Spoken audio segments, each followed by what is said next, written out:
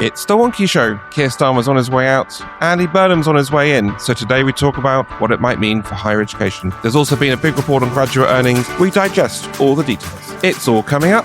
The technical and vocational routes that are not level 4 and above should not be pursued at the expense of what happens at level 4 and above, not least because he will understand, as a very clever man, that a very large proportion of what is going on in universities is in fact technical and vocational.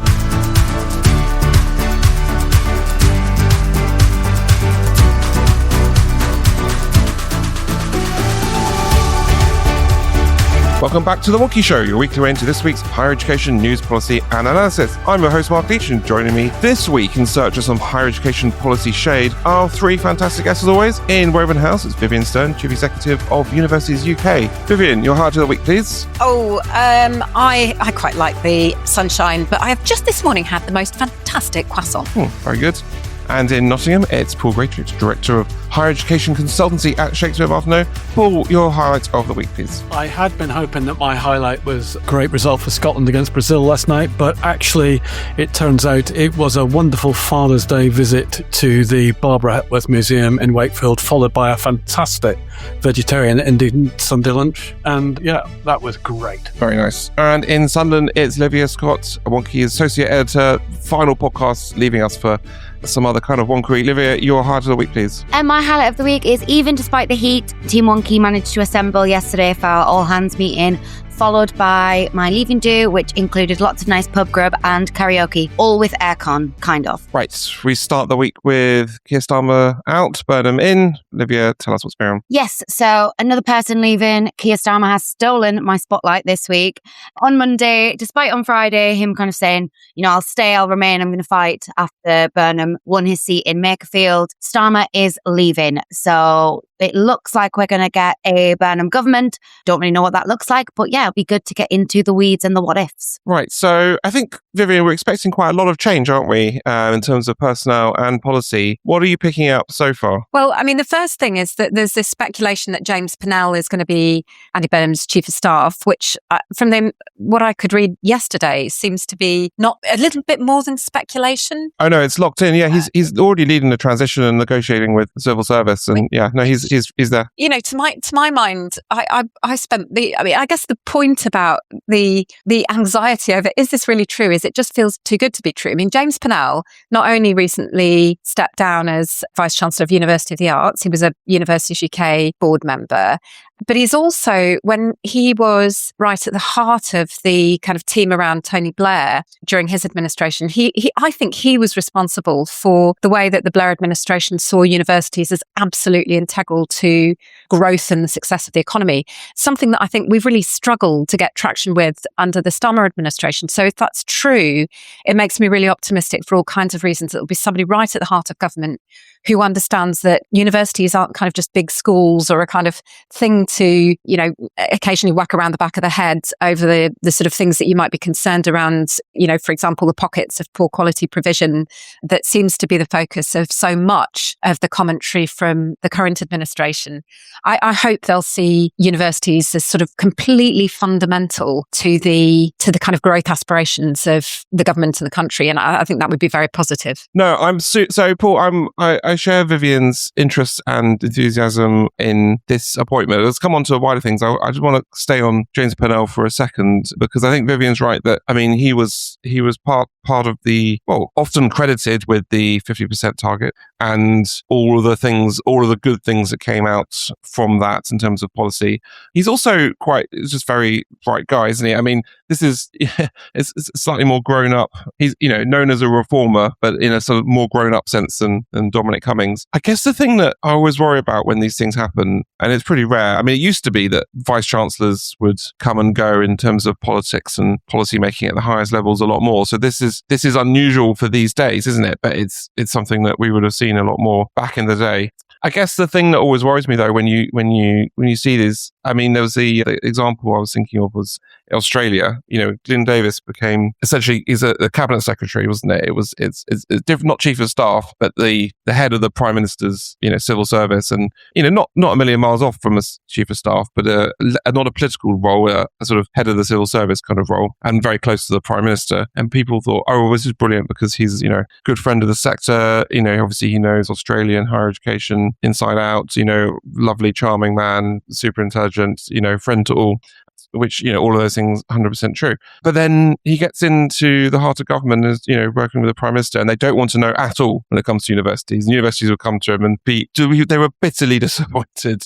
And, I've heard different accounts of this, but, I mean, you could speculate that in some ways he knew too much, because he was like, you can't tell me that, you're running out of money. I know exactly how much money you have. I mean, obviously Australian context, the UK context is very different. And, much of the sector in England and the rest of the UK has, running significant deficit. So, I think James Purnell knows that.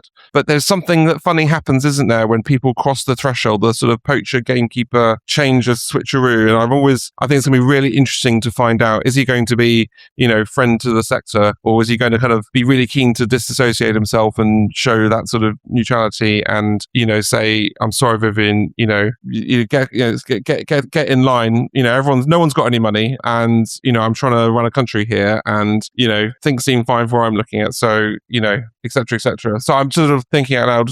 I was looking for kind of Paul's or Vivian's reflection. If you were thinking about his career trajectory, though, actually, he's only spent a relatively modest period of what has been quite a long political and policy career in higher education, right? So, and that was a bit in the middle. So he's well informed, but he's not entirely shaped or indeed captured by his sector experience. So, but I think, and neither should the sector expect that simply by having a former VC, inside number 10, that somehow it gives us special access and special privileges. But I think what it does enable, or at least offer the possibility of, is a really well-informed approach to higher education policy, and hopefully something which is more active and positive than we've seen over the last couple of years. Because, I mean, I know DK on Wiki has given a really quite positive endorsement of the Starmer legacy in terms of higher education, but it doesn't feel like that from where most of the sector is at the moment. And I do think that interventionist approach, focusing on the areas that need support and really do need to be addressed, is something that he will be able to do. Again, drawing on the Burnham experience in Manchester and the notion of universities, communities, research, industry and business working together to make a place, a city, a region better. And I think he can contribute to that agenda very positively. Look, I would also add, when I heard the news, and as I say, I sort of almost don't believe it till, it's happened, as it were. I thought that I'll probably not hear from him again while he's in this job, because look, he's about to do an incredibly tough thing, and it will be a brutal job. And I think, as you said, he will also need to demonstrate that he isn't in lobbying mode, either for clients of Flint or for the university sector. So I think there's an appropriate distancing. So, I mean, from a personal perspective, I'm quite fond of James. I'm slightly sorry that it's unlikely that I'm going to see him for a while. But you know what? I'll take that if it means we've got somebody in the heart of the machine who understands that if you want growth, you need your universities firing on all cylinders.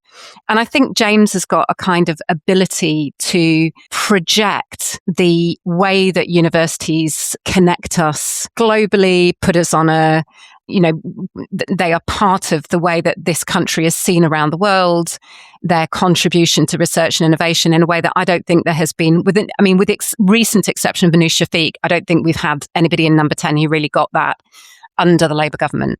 Yes, good point about but I'll miss him. Another example. Yeah. Well, he's a very interesting and thoughtful person.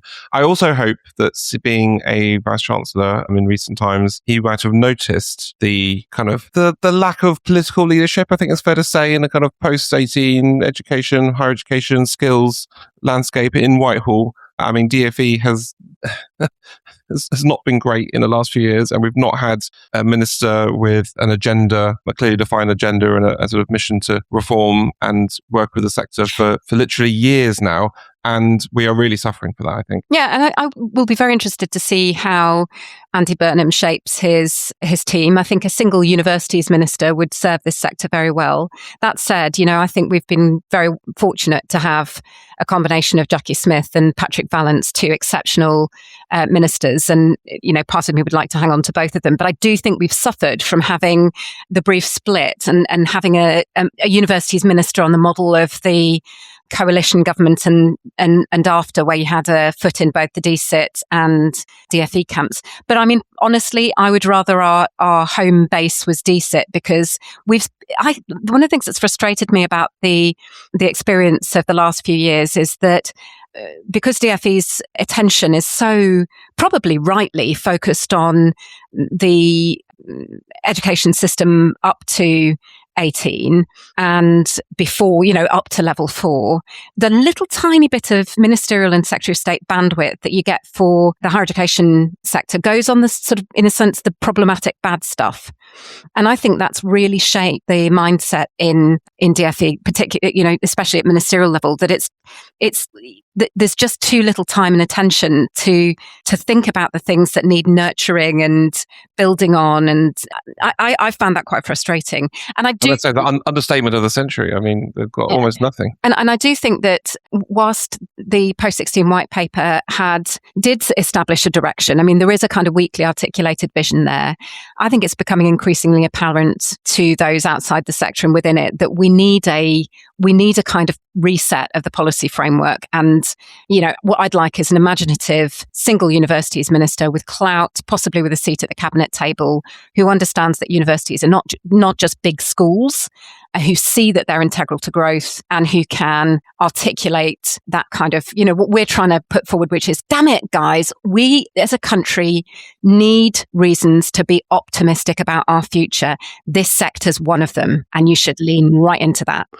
Mark, one other note of optimism, I think, is one of Andy Burnham's economic advisors is Andy Haldane, who is very much a kind of regulation skeptic. And he made a speech about 15 months ago about the experience in the US and other countries of, the kind of taking the chainsaw to excessive regulation. And I don't agree with that approach, but the principle of addressing the burden of regulation is something that I think would be very welcome in the sector as well. And hopefully there will be some focus on that too, because as regulation does, it continues to grow and very rarely shrink. Yes. So positive signs that Andy Burnham is surrounding himself with really smart people. And that is absolutely something you look for in a political leader, I think.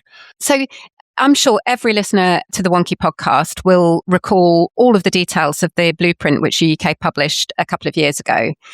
And I'm sure they share with me the view that the best chapter of that blueprint was Chapter 8. And I hardly need to remind you what Chapter 8 said. But Chapter 8 was, the development of Chapter 8 was led by Andy Haldane. And what it argued was that we need a shared methodology which we would co-develop with the Treasury, which would articulate the contribution that universities make to economic growth, not in the kind of way that we all do currently, which is give London Economics a wodge of cash to press a button and produce a report, which is, generally speaking, not held by Treasury to be terribly convincing, but something which really understands all of those things which is quite difficult to quantify.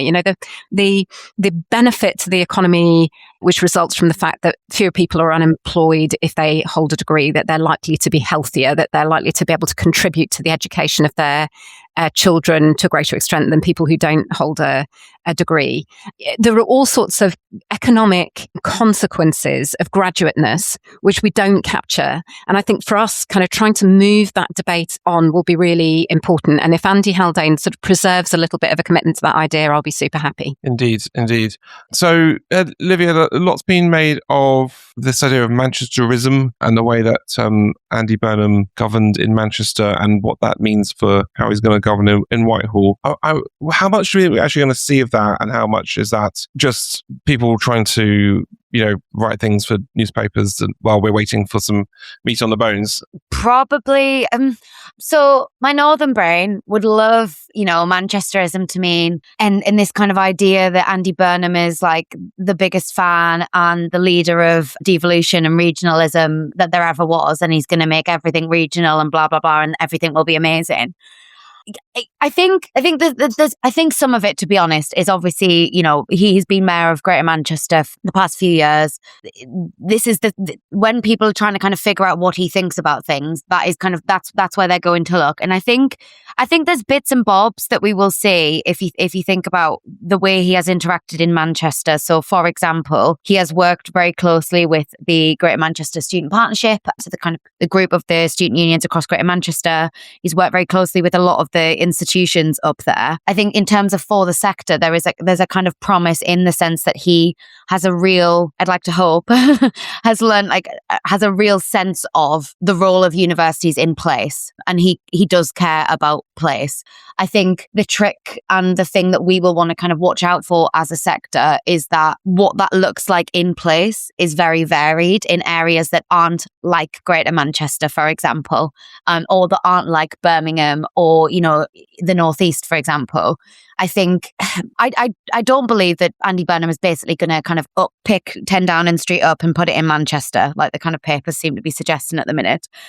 But I do think that kind of regional lens and, his approach to, for example, what he's done to kind of integrate the transport system in Manchester, and we know one of the things he's really cared about is encouraging people, and that might mean graduates or young people or workers, whatever it is, to kind of live, stay and remain in an area. I think that can be something that we as a sector can latch on to.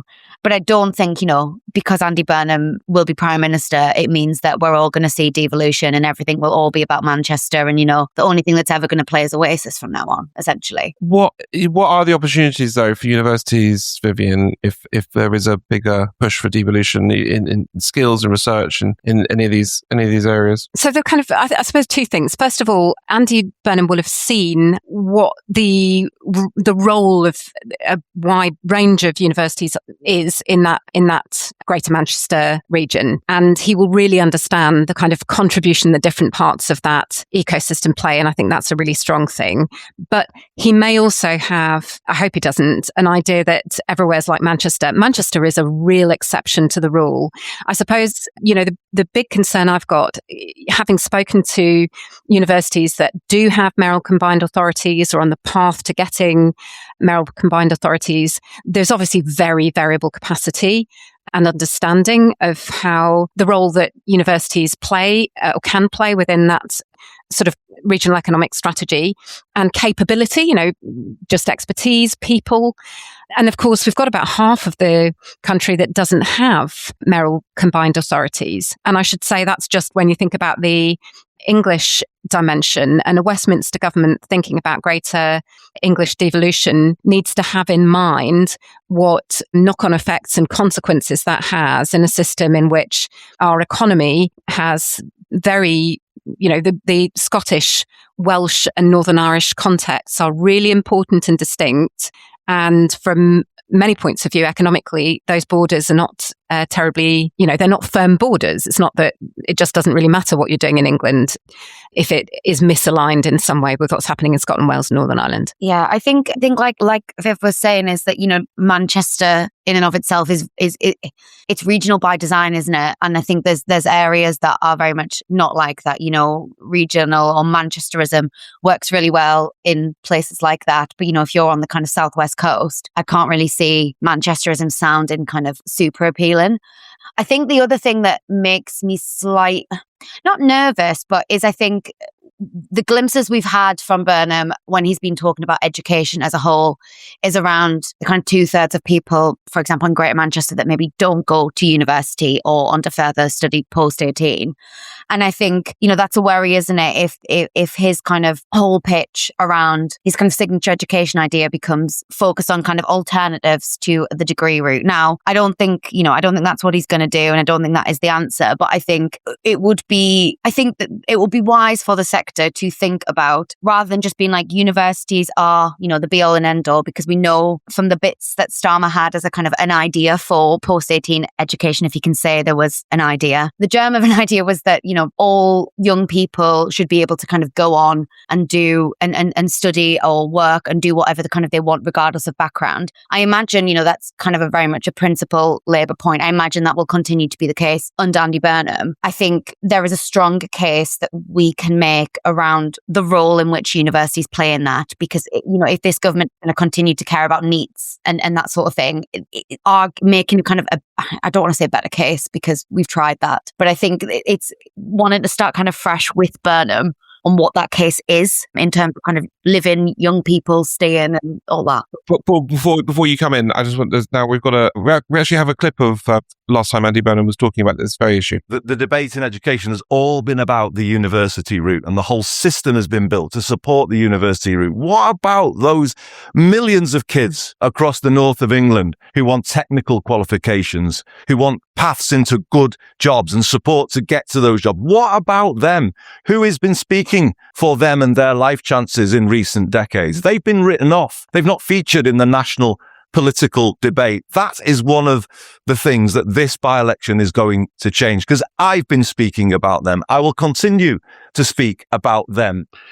These two things aren't mutually exclusive, though, are they? Because you can have a fantastic route to undergraduate and postgraduate education, as well as having a great skills offer as well. But we've got into this idea that somehow, in order to deliver the skills route, you've actually got to diminish the university route, and that's just crazy. It makes no sense at all. But I think the other element that Andy Burnham knows from his Manchester experience is about the ways in which universities and further education can come together to provide a more seamless joined up offer, which will work for all those people who are currently left behind.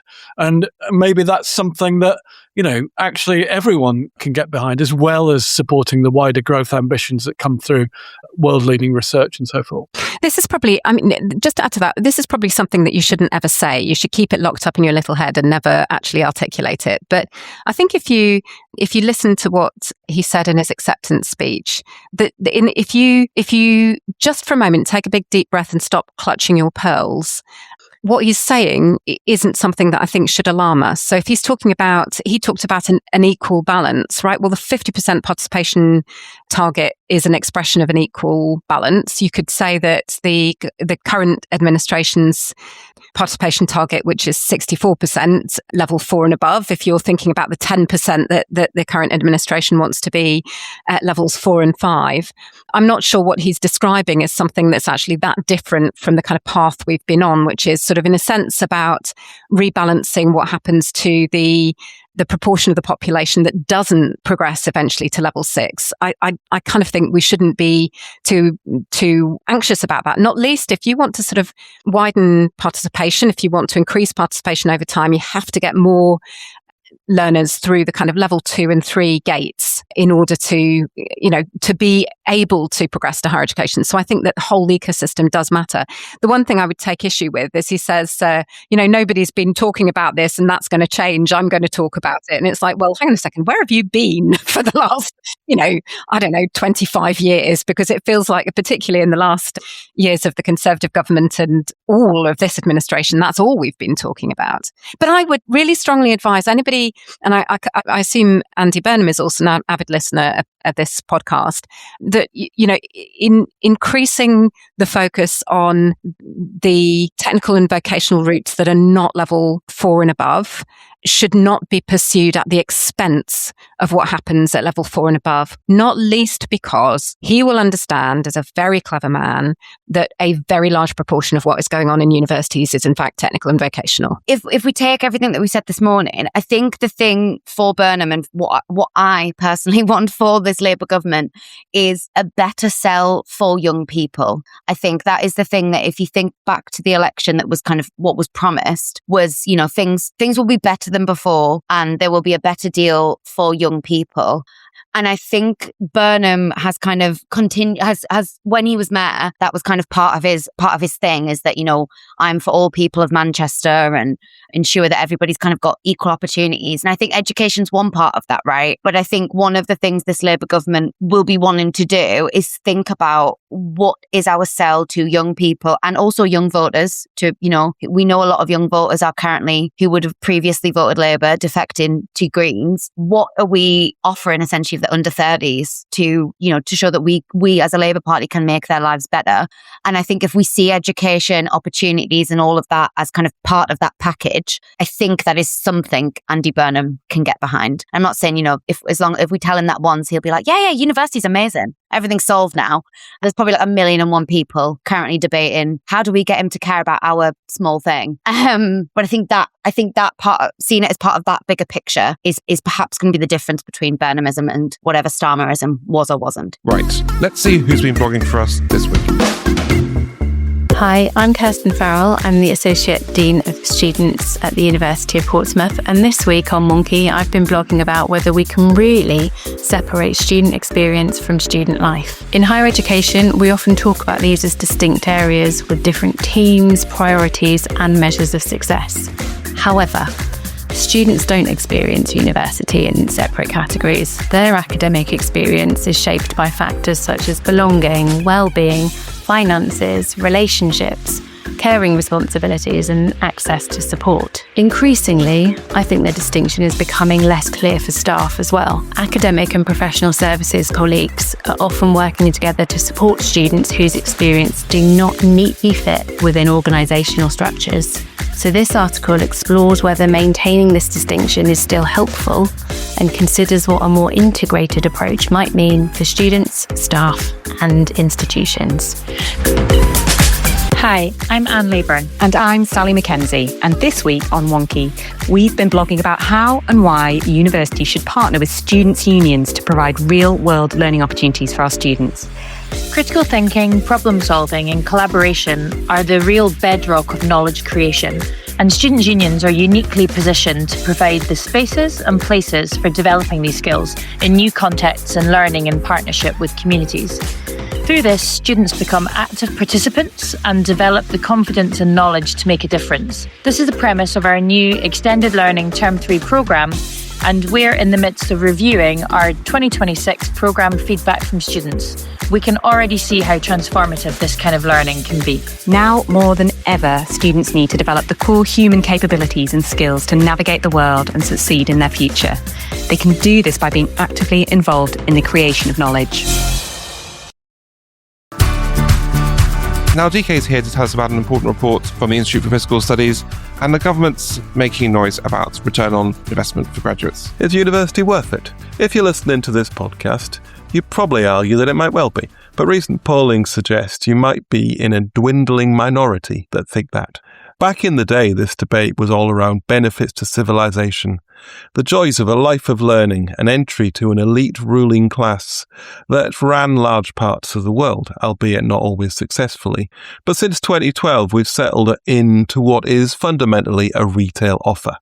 If you, the applicant, buy this service, a 3-year undergraduate degree, you would be better off financially than if you didn't. There's no poetry to that, there's no romance, but it is both measurable and tangible, with any number of data sets and methodologies that aim to put an 18-year-old who has just decided she likes English literature and can think of nothing better than spending 3 years reading Bronte and Shakespeare on the economic straight and narrow. In fact, you could barely open a once credible broadsheet newspaper without an article that explained with impressive looking charts that you are, in fact, doing higher education wrong. The temptation in the sector is to view this as a problem with messaging. But ever since David Willetts decided to balance the entire higher education's finances on the back of the graduate premium, which both mathematical laws and social norms suggest would start collapsing as soon as we threw open the hallowed portals to kids from Hartlepool as well as Harrow, the overall cost at that point would then come closer to the overall benefit, making the sales pitch a little bit less of a slam dunk. To be honest, it is still worth it for most people. The Institute for Fiscal Studies says so, and they're pretty smart by all accounts. On their reckoning, a decently sized lifetime earning gap remains between graduates and comparable peers in the majority of cases. So if you've less than stellar GCSEs or you're into any form of creativity, you'd be advised not to rely on that. DFE's in-house team also found that in the majority of cases, your in-year earnings are higher than non-graduate peers, albeit with similar caveats.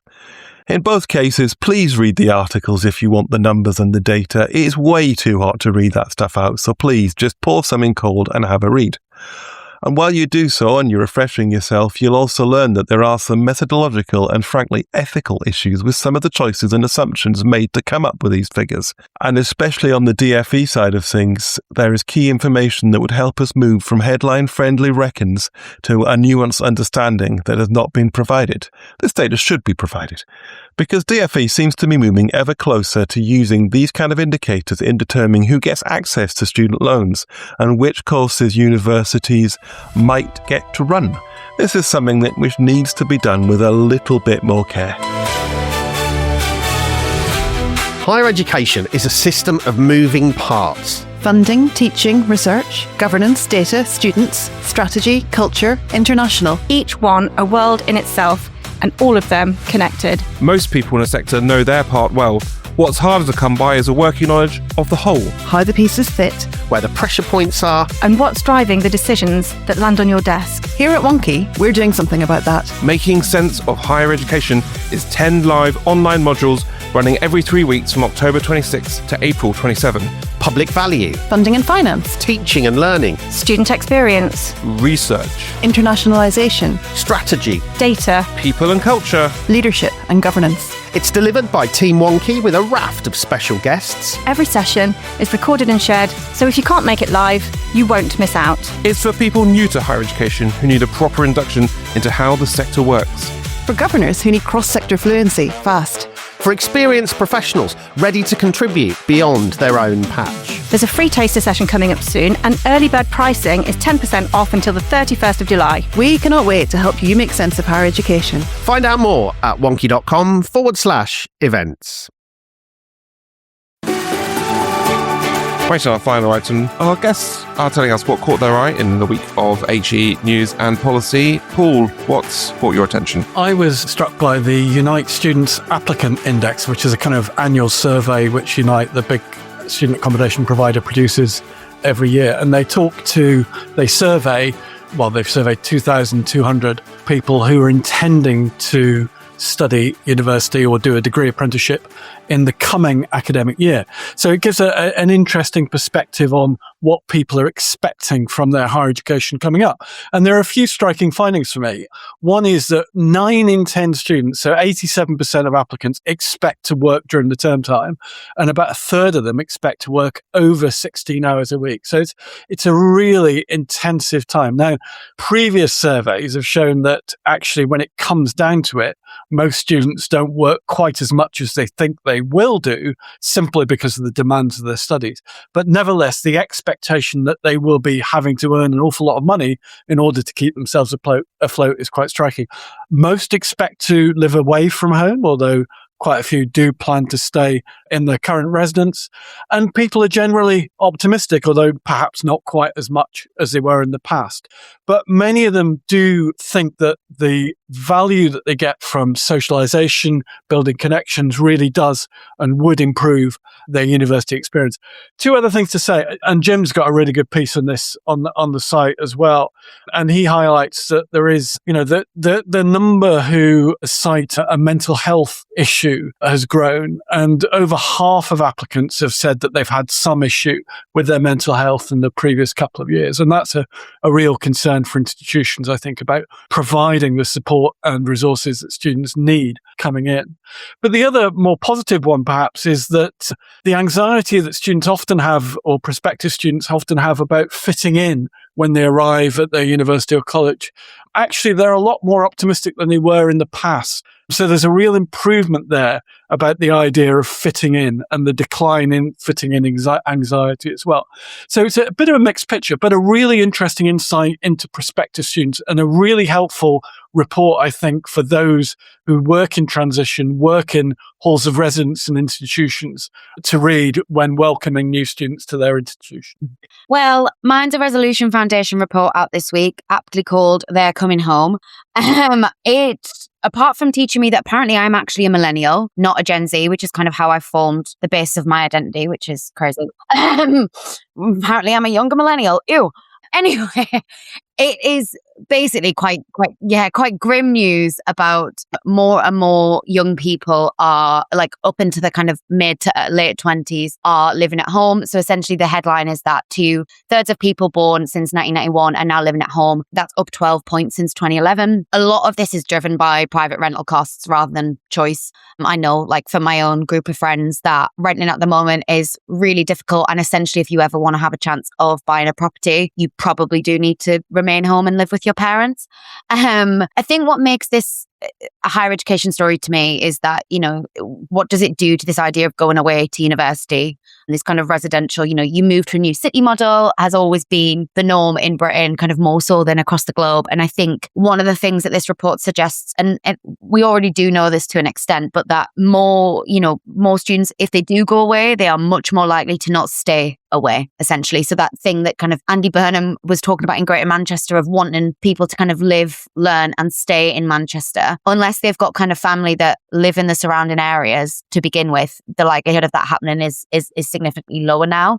And also, what does this mean in terms of, are we going to see kind of fewer students choosing to move out from the get-go? And I think it's a grim picture. It's nothing I think that we don't already know just from kind of anecdotally and having people in this kind of age category in our lives. But I think it's going to continue to be a problem, and is part of what I was saying earlier. Is there needs to be something for the government that is a package, I guess, for these kind of under 30s, under 35s, however we're slicing the generation game, that to be able to enable them to be independent and not live with their parents if that's what they want to do. So this morning, DfE's published a very interesting little document that I think we should be paying attention to, which is called Pathways to Priority Occupations. And what they've done is, this is a Skills England piece of work which has analysed the kind of rates of progression from certain sorts of course and subject into priority occupations. So that means IS8, construction and health and social care.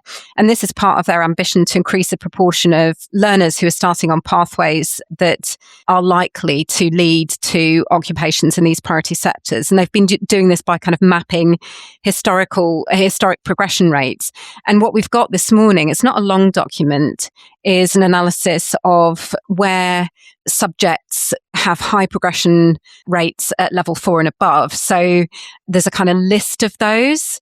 There are a couple of things that are interesting to me about this.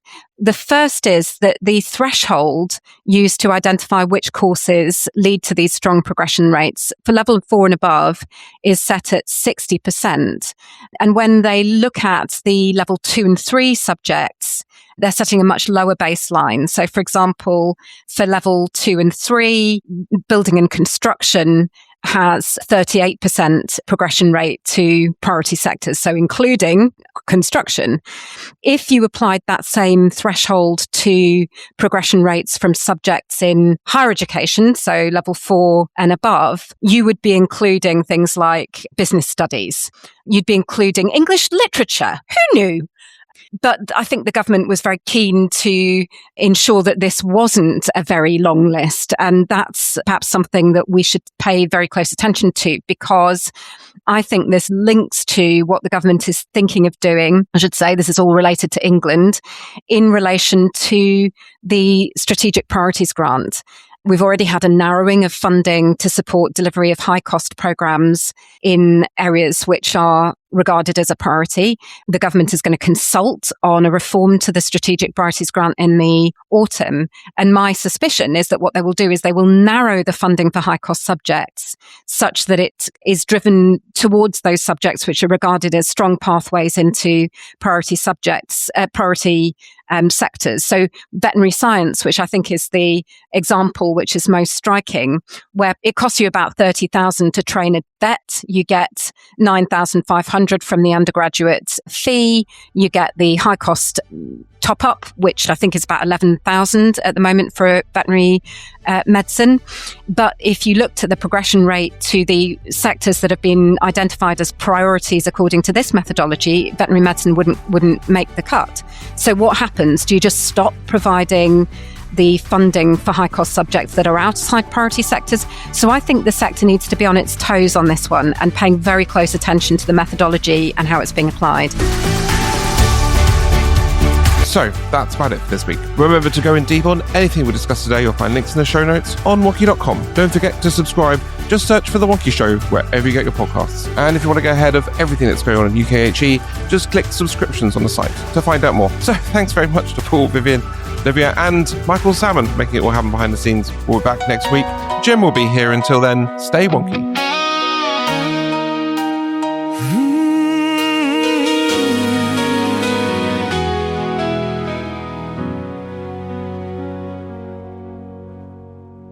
Empty chair where she used to sit, Ellen on the mic, but something doesn't fit. 64 episodes and she knew the way to make every conversation feel okay. Just calling, who's gonna hear the way she made it feel like someone's there. We didn't notice till the quiet came, how loud she was, how nothing feels the same. We'll miss the room where you are. We'll miss the warmth that you brought. We'll miss the way you made us feel heard, more than we ever thought. The sharp eye, the open door, the energy we never had before. We'll miss the room where you were, Olivia. We'll miss you more.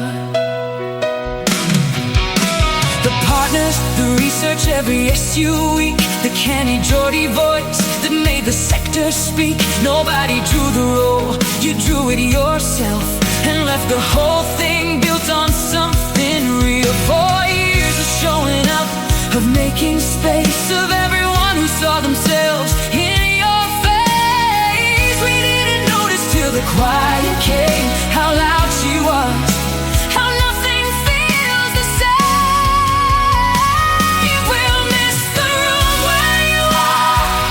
We'll miss the warmth that you brought. We'll miss the way you made us feel heard, more than we ever thought.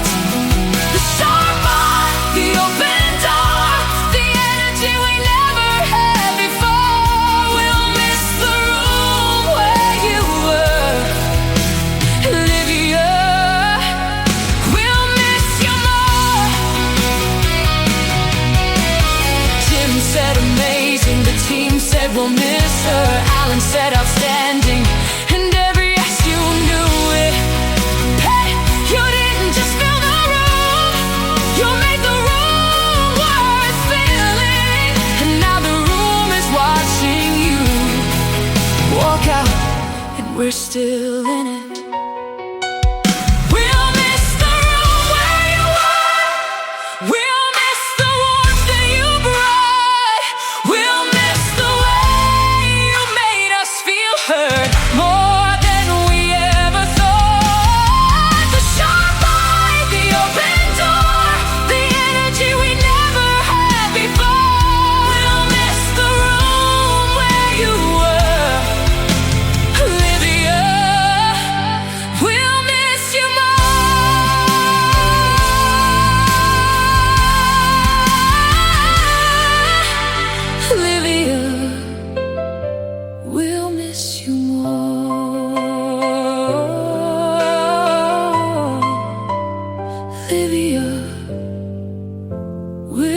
miss you